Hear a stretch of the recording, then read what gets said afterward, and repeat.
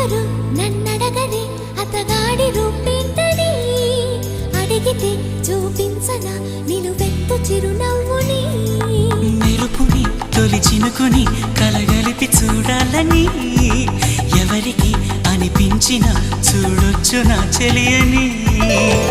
ఇన్నాళ్ళిలా తనొస్తాడని చూడాలట ప్రతి దారిని ఏ తోటలో తనందోనని